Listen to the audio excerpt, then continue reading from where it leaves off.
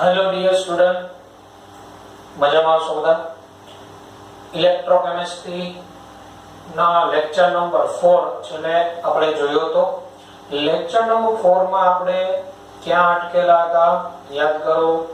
તો lecture number 4 માં આપણે છેલ્લે EMF શ્રેણીનો ક્વેશ્ચન જોયો તો. EMF શ્રેણી એટલે શું અને EMF શ્રેણી પરથી આપણને શું માહિતી મળે, એટલે કે વિદ્યુત ધ્રુવ પોટેન્શિયલ એટલે કે પ્રમાણિત રિડક્શન પોટેન્શિયલ ના ઉપયોગો આપણે જોયા હતા, બરાબર. અને આજનો આપણો જે લેક્ચર નંબર 5 છે, તો આગળ વધીએ તો ડિયર સ્ટુડન્ટ, અહીંયા જો તમને બધાને એક EMF શ્રેણી દેખાય છે, તમારી સામે ટેક્સ્ટ બુકમાં છે.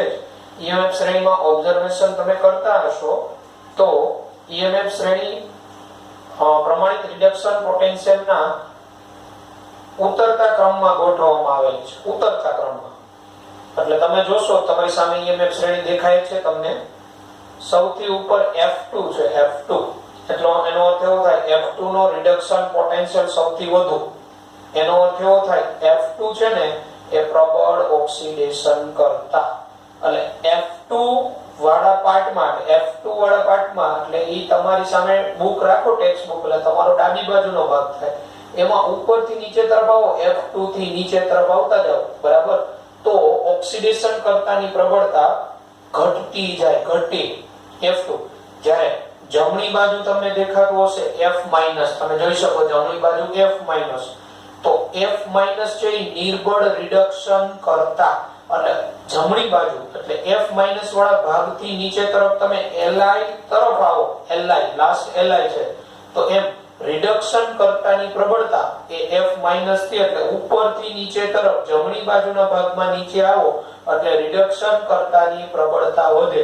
એટલે આમ કહેવાય લિથિયમ છે એ પ્રબળ રિડક્શન કરતા અને F2 છે એ પ્રબળ ઓક્સિડેશન કરતા.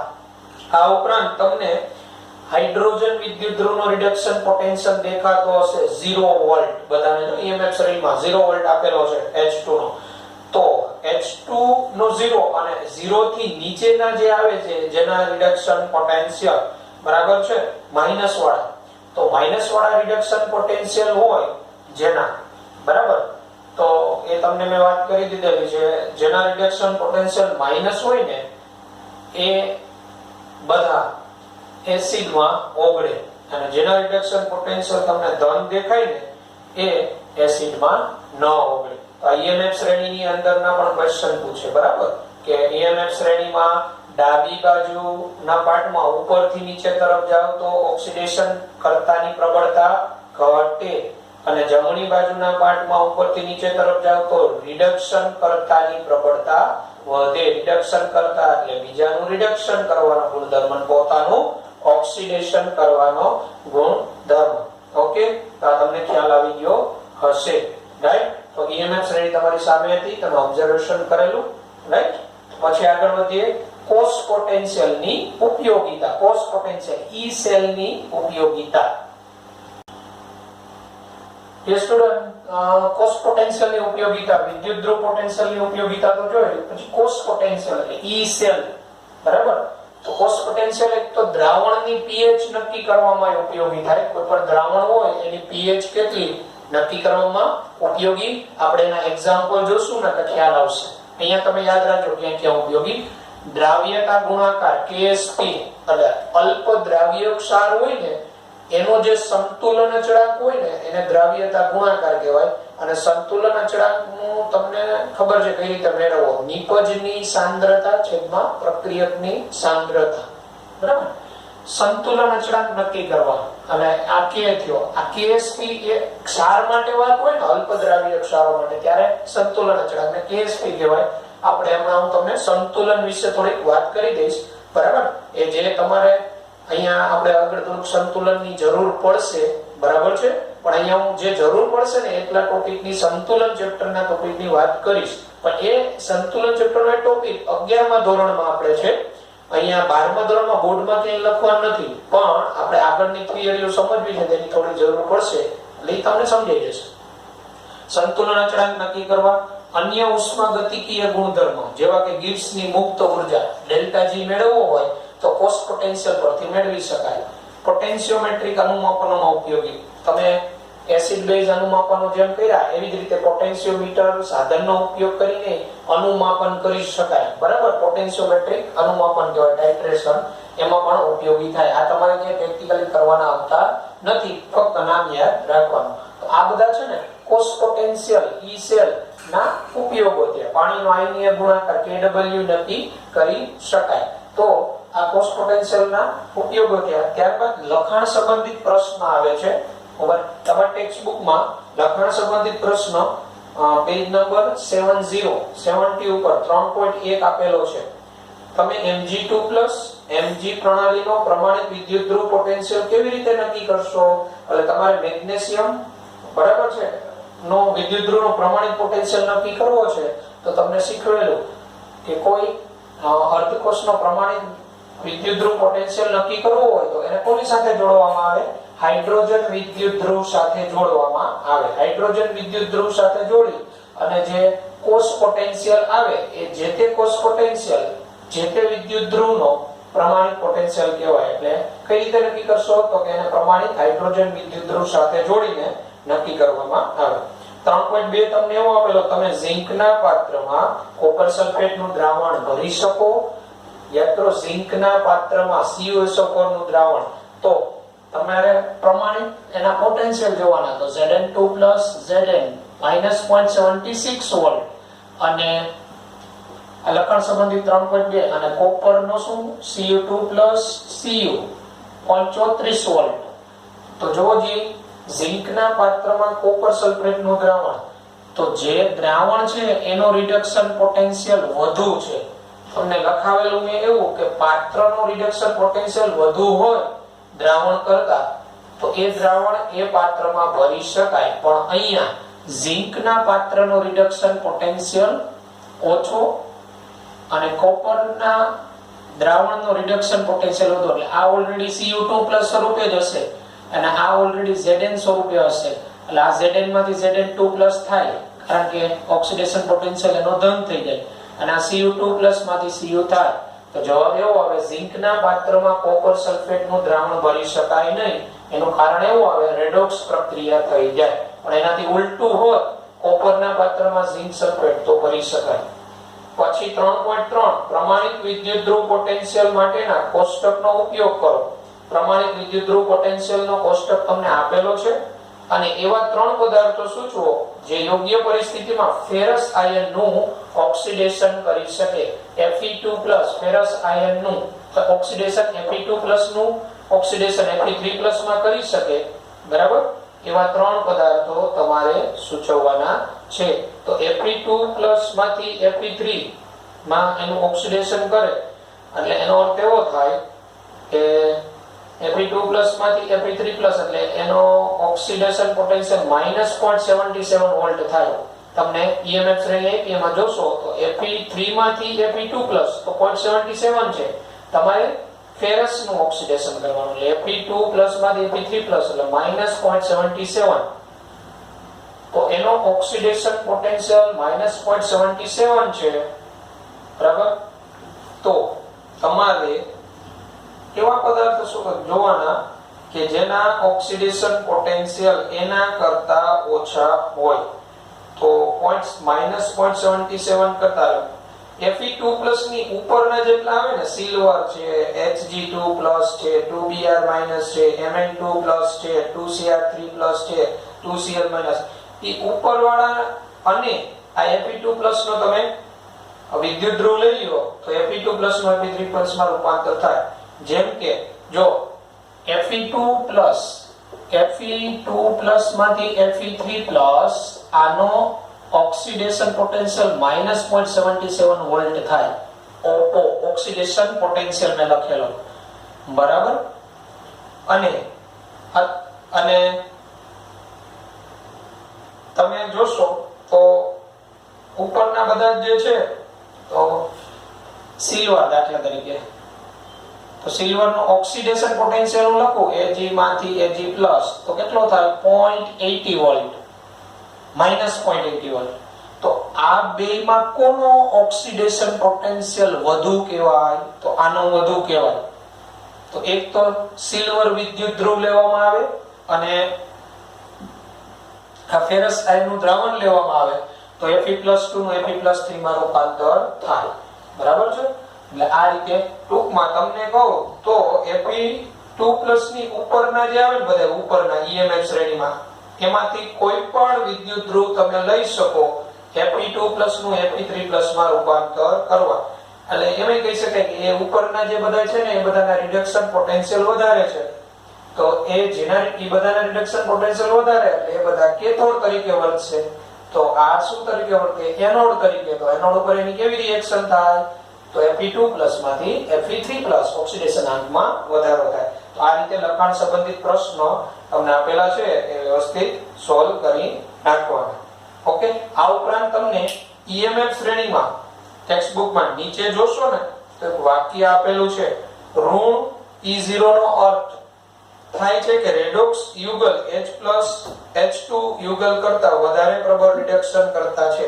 એટલે કોઈનો ઋણ રિડક્શન પોટેન્શિયલ હોય ને, ઋણ પ્રમાણિત રિડક્શન પોટેન્શિયલ ઋણ હોય ને તો એનો અર્થ એવો થાય, આ જે ઋણ હોય તો એનો અર્થ એવો થાય કે H+H2 કરતા એ પ્રબળ રિડક્શન કરતા છે. પ્રબળ રિડક્શન કરતા એટલે શું કરે? બીજાનું રિડક્શન પોતાનું શું કરે? ઓક્સિડેશન. બરાબર? એટલે પ્રબળ રિડક્શન કરતા બીજાનું રિડક્શન કરે, પોતાનું ઓક્સિડેશન. પોતાનું ઓક્સિડેશન સહેલાઈથી કરે, બીજાનું રિડક્શન પ્રબળતાથી, એટલે પ્રબળ રિડક્શન કરતા કહેવાય.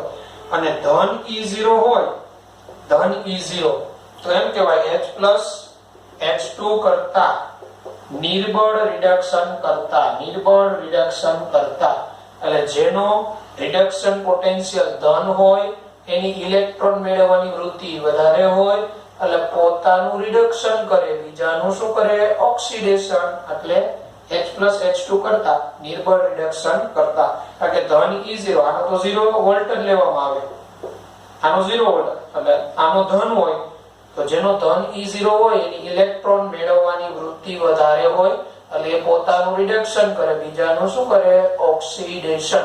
અથવા મેં કહેવાય પ્રબળ ધન E0 હોય એ પ્રબળ ઓક્સિડેશન કરતા તરીકે કહી શકાય, H+H2 કરતા.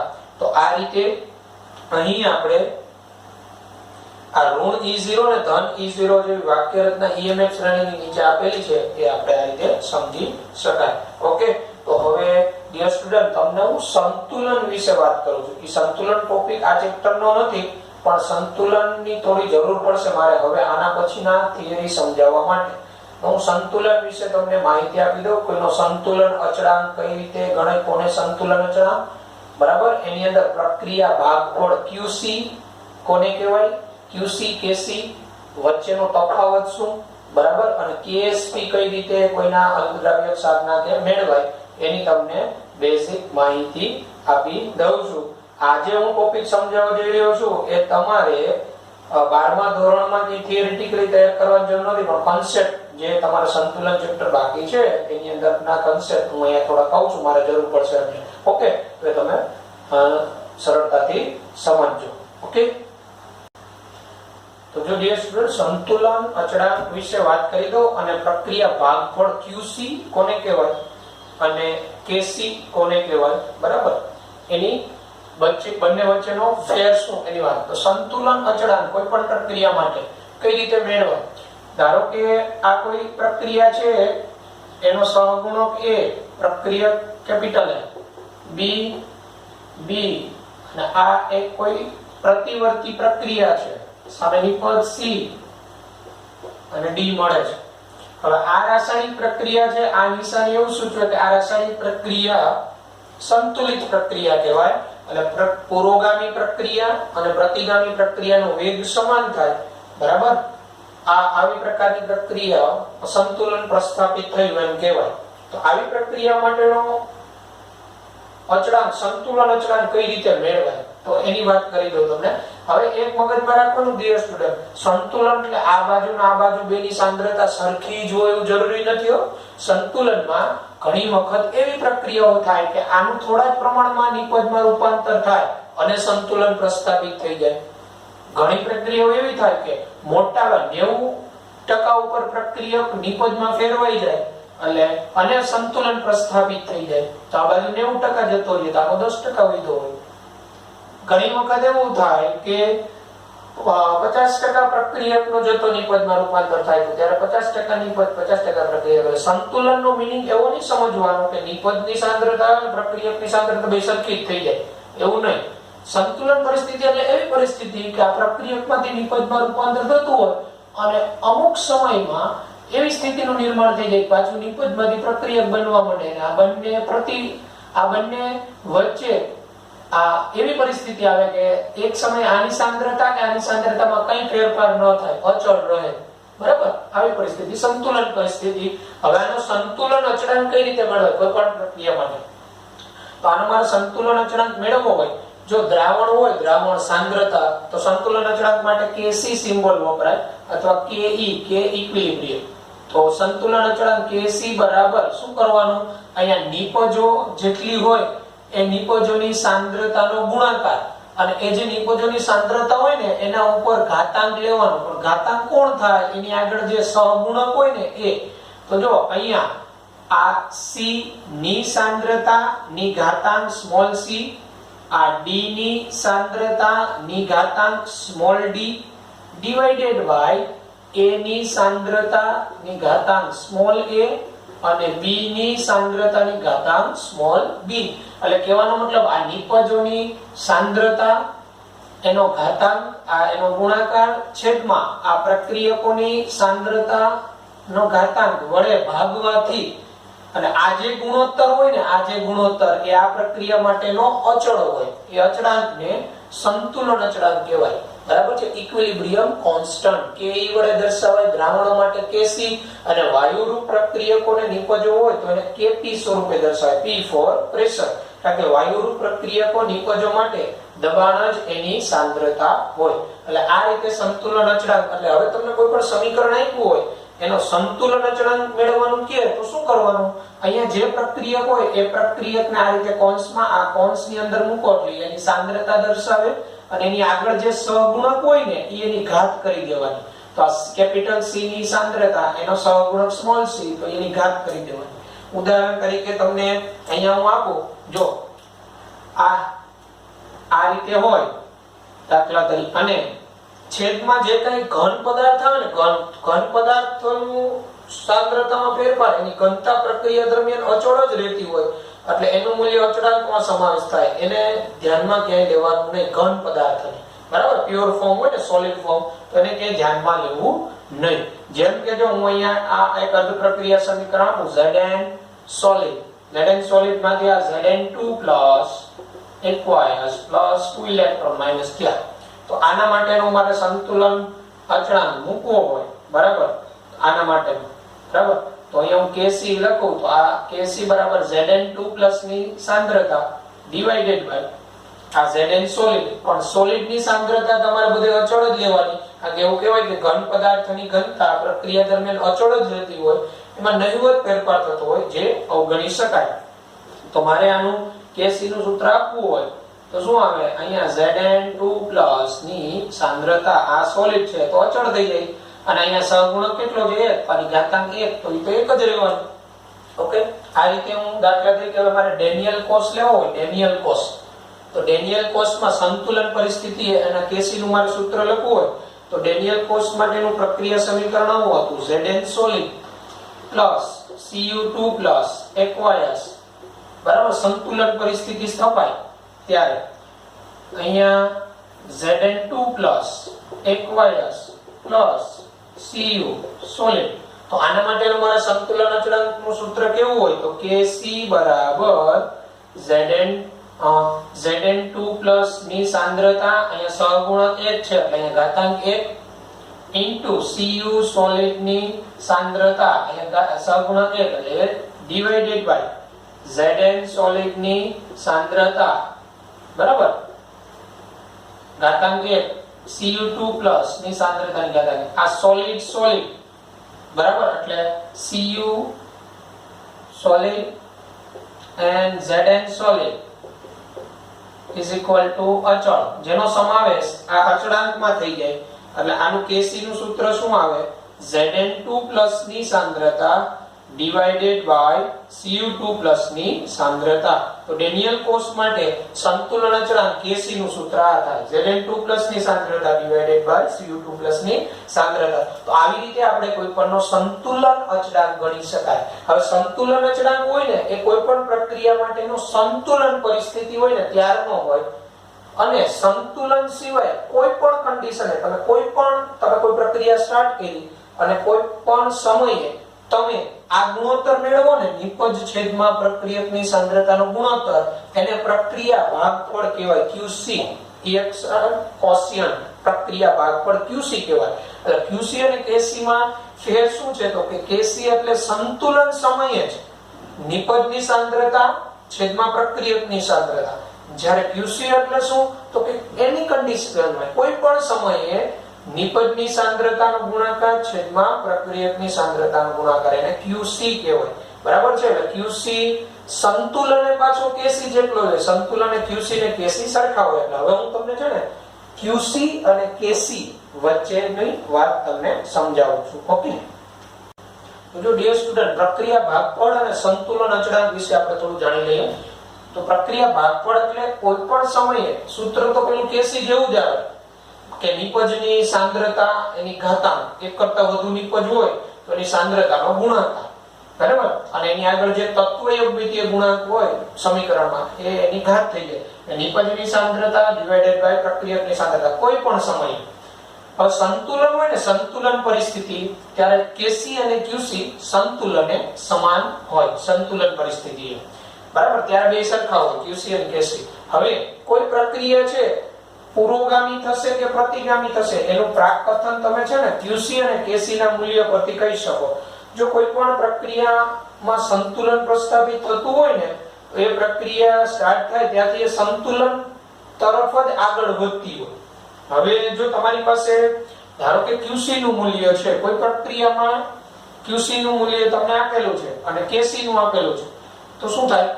QC નું મૂલ્ય KC કરતા ઓછું હોય, એટલે QC લેસ ધેન KC હોય, તો એ પ્રક્રિયામાં દિશા કઈ રીતે, એનું કઈ બાજુ જશે, કઈ રીતે કહી શકાય? તો જો આ રીતે કહેવાય QC એટલે પ્રક્રિયા ભાગફળ KC કરતા ઓછો, અને કોઈ પણ પ્રક્રિયા હંમેશા સંતુલન પ્રસ્થાપિત થવા તરફ જ આગળ વધતી હોય, તો એ QC લેસ ધેન KC હશે. તો એ પ્રક્રિયા શું કરશે? તો એ પ્રક્રિયામાં આગળ જશે અને એનું મૂલ્ય KC જેટલું થાય ને ત્યાં સુધી આગળ જવા પ્રયત્ન કરે, અને ત્યારે પ્રક્રિયક અને નિપજની સાંદ્રતા જે છે એ અચળ થઈ જાય. તો QC લેસ ધેન KC હોય ને તો પ્રક્રિયા છે ને એ તો QC જે છે એ KC જેટલો થવા પ્રયત્ન કરે, પ્રક્રિયા સંતુલન તરફ આગળ વધે, ત્યારે પ્રક્રિયાની દિશા હોય ને પુરોગામી હોય, પુરોગામી પ્રક્રિયાની દિશા. એટલે આ QC આ KC કરતા ઓછું હોય તો પ્રક્રિયા આપણે હમણાં જોઈતી આ AA + BB gives C plus DD, આ પ્રક્રિયા માટેનો મને QC આપ્યો હોય, KC આપ્યો હોય, અને QC લેસ ધેન KC હોય, તો આ પ્રક્રિયા હજી પુરોગામી તરફ થયા કરે ક્યાં સુધી? તો જ્યાં સુધી એનું મૂલ્ય KC જેટલું થાય ને ત્યાં સુધી. એટલે એનો દિશા કઈ થાય પ્રક્રિયાની? પ્રાકકથન કરી શકાય કે આ પ્રક્રિયા પુરોગામી થશે. હવે QC ગ્રેટર ધેન KC હોય તો એનો અર્થ એવો થાય પ્રક્રિયા ભાગફળ ખૂબ વધી ગયો, એટલે KC કરતા QC ખૂબ વધી ગયો, તો શું થાય? તો પ્રક્રિયાનું સંતુલન તરફ આગળ વધે, સંતુલન પરિસ્થિતિ પ્રસ્થાપિત થાય એવા તરફ આગળ વધે. તો શું કરવાનું? તો QC નું મૂલ્ય ઘટતું જાય, અને પ્રક્રિયાની દિશા કેવી થઈ જાય? પ્રતિગામી થાય. ક્યાં સુધી ઘટતું જાય? કે જ્યાં સુધી QC નું મૂલ્ય કેટલું થઈ જાય? KC જેટલું મૂલ્ય થઈ જાય, એટલે પ્રક્રિયક અને નિપજની સાંદ્રતા અચળ થાય. ત્યારે ફક્ત બેના વેગ હોય ને પુરોગામી પ્રતિગામીના, એ વેગ જે છે એ બરાબર સમાન થાય, વેગ સમાન થાય, એટલે બેની સાંદ્રતા અચળ થઈ જાય. અને જ્યારે QC = KC તો ત્યારે પ્રક્રિયા કેવી પરિસ્થિતિમાં હોય? સંતુલન પ્રસ્થાપિત થયું હોય. સંતુલન પ્રસ્થાપિત થવું એટલે એવું નહીં કે પ્રક્રિયાઓની દિશા છે કોઈ બાજુ આગળ ન વધે, પ્રક્રિયકમાંથી નિપજમાંથી પ્રક્રિયક, એનો વેગ હોય ને અચળ થઈ જાય, ટૂંકમાં જે એ સમયે બેની સાંદ્રતા હોય ને એમાં કોઈ ફેરફાર ન થાય એ રીતે. એટલે આ રીતે QC અને KC વચ્ચેનો ભેદ છે. બરાબર. પ્રક્રિયા ભાગફળ એટલે કોઈ પણ સમયે નિપજની સાંદ્રતા છેદમાં પ્રક્રિયકની સાંદ્રતા, એટલે એનું સૂત્ર તો KC જેવું જ હોય, સંતુલન બે સરખા હોય. તો મને આશા છે કે તમને આ બાબતમાં ખ્યાલ આવી ગયો હશે. આ આપણે બોર્ડમાં ક્યાંય લખવાનું નથી, પણ મારે અહીંયા ઇલેક્ટ્રોકેમિસ્ટ્રીમાં એક થિયરીનો અભ્યાસ આગળ કરાવવાનો છે. એ સમજવા માટે મારે સંતુલન અચળાંકની એની જરૂર પડશે, એટલા માટે હું QC KC કરાવું છું. ઓકે ડિયર સ્ટુડન્ટ, દ્રાવ્યતા ગુણાકાર સોલ્યુબિલિટી પ્રોડક્ટ અંગ્રેજીમાં કહેવાય. એક પ્રકારનો સંતુલન અચળાંક, પણ ક્ષારો માટે. ઘણા ક્ષારો હોય ને એનું પાણીમાં સંપૂર્ણ આયનીકરણ ન થતું હોય. અલ્પદ્રાવ્ય ક્ષારો હોય ને એ અલ્પદ્રાવ્ય ક્ષારો એનું ઘન સ્વરૂપ અને એનું જે દ્રાવ્ય સ્વરૂપ હોય ને એમની વચ્ચે પણ સંતુલન સ્થિતિ પ્રસ્થાપિત થતી હોય. બરાબર. તો આવા ક્ષારો માટેનો દ્રાવ્ય સંતુલન અચળાંક એને દ્રાવ્યતા ગુણાકાર કહેવાય. બરાબર. ધારો કે આ AB કોઈ અલ્પદ્રાવ્ય ક્ષાર છે. AB કોઈ અલ્પદ્રાવ્ય ક્ષાર, અલ્પદ્રાવ્ય ક્ષાર. તો AB નું આયનીકરણ કઈ રીતે થાય? તો AB માંથી છૂટા પડે આયનો A+ B-.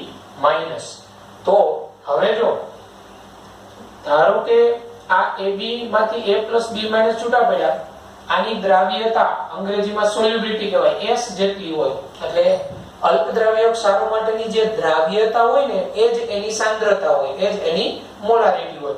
ધારો કે આની દ્રાવ્યતા S હોય, આની દ્રાવ્યતા પણ S હોય. હવે અહીંયા આપણે આનું સંતુલન અચળાંક મેળવીએ K બરાબર તો A+ ની સાંદ્રતા, અહીંયા સહગુણક 1 છે એટલે ઘાતાંક 1, B- ની સાંદ્રતા, અહીંયા સહગુણક 1 છે એટલે ઘાતાંક 1. હવે A+ ની સાંદ્રતા શું કીધી આપણે? S. સોરી, હજી આ AB અહીંયા નીચે આવશે. આ સોલિડ હોય. હવે ઘન હોય એની સાંદ્રતા તમારે અચળ લઈ લેવાની, એનો સમાવેશ અહીંયા અચળાંકમાં થઈ જાય. એટલે K આ AB ની સાંદ્રતા, અચળનો સમાવેશ અચળાંકમાં, A+ ની સાંદ્રતાની ઘાતાંક 1, B- ની સાંદ્રતાની ઘાતાંક 1. હવે આની સાંદ્રતા આપણે શું કીધી? S. આની શું કીધી? S. તો હવે આ દ્રાવ્યતા ગુણાકાર છે. જો આની દ્રાવ્યતા S, આની દ્રાવ્યતા S, આને દ્રાવ્યતા ગુણાકાર કહેવાય. તો હવે આને આપણે KSP સ્વરૂપે દર્શાવાય. KSP બરાબર S². S એટલે દ્રાવ્યતા, એટલે એક પ્રકારની સાંદ્રતા, મોલારિટી એકમમાં આનો એકમ S નો એકમ મોલ પ્રતિ લિટર જ થાય. એટલે S² મોલ પ્રતિ લિટર નો વર્ગ, મોલ પ્રતિ લિટર એટલે મોલારિટી, એટલે મોલારિટી નો સ્ક્વેર. તો આ AB પ્રકારનો કોઈ ક્ષાર હોય ને, AB પ્રકારનો ક્ષાર, એનો KSP નું સૂત્ર છે ને આવું થાય, S² જેટલું થાય. AB પ્રકારનો ક્ષાર, જેમ કે AgCl, AB પ્રકારના ક્ષાર એટલે આ AgCl અલ્પદ્રાવ્ય ક્ષાર, બરાબર. AgCl, BaSO4, બરાબર. આ બધા આ પ્રકારના AB પ્રકારના ક્ષારમાં આવે. એનો KSP નું સૂત્ર આ થાય, S². ધારો કે કોઈ A2B3 પ્રકારનો અલ્પદ્રાવ્ય ક્ષાર છે, A2B3. તો A2B3 પ્રકારનો ક્ષાર, એનું આયનીકરણ થાય તો 2A જેની સંયોજક 3+ અને +3B2-. આ રીતે આયન છૂટા પડે ને. આની ઉપરનો ચાર્જ 3+ હોય, આની ઉપરનો ચાર્જ 2- હોય, તો જ આ બે તટસ્થ રહી શકે ને. આનો +6, આનો -6. હવે આ જે છે આની દ્રવ્યતા કેટલી કહેવાય? 2S. આની દ્રવ્યતા કેટલી કહેવાય? 3S. બરાબર. એટલે કહેવાનો મતલબ આ 1 મોલર હોય ને તો આ 2 ગુણ્યા આની મોલારિટી, આ 3 ગુણ્યા આની મોલારિટી જેટલો છૂટો પડે. આ આયનની સાંદ્રતા થાય દ્રાવણ. S એટલે એક પ્રકારની એની સાંદ્રતા. S બરાબર, જે અલ્પદ્રાવ્ય ક્ષારો માટેની દ્રાવ્યતા જેની સાંદ્રતા હોય મોલારિટી એકમમાં. હવે મારે આનું સંતુલન અચળાંકનું સૂત્ર કેવું હોય? કે ઇક્વિલિબ્રિયમ. તો જો A3+ આયનની સાંદ્રતા નો વર્ગ, આ કે સહગુણક 2, B2- ની સાંદ્રતાનો ઘન. હવે અને અહીંયા છેદમાં A2B3, પણ A2B3 આ ક્ષાર તો સોલિડ સ્વરૂપે હોય, જેની સાંદ્રતા અચળ લઈ લેવાની, એટલે આ અચળ, જેનો સમાસ અચળાંકમાં થઈ ગયા, એટલે હવે આ KSP લખી શકું. હવે A3+ ની સાંદ્રતા કેટલી હોય? 2s જેટલી હોય, એટલે 2s². B2- ની કેટલી હોય? 3s જેટલી, એટલે 3s.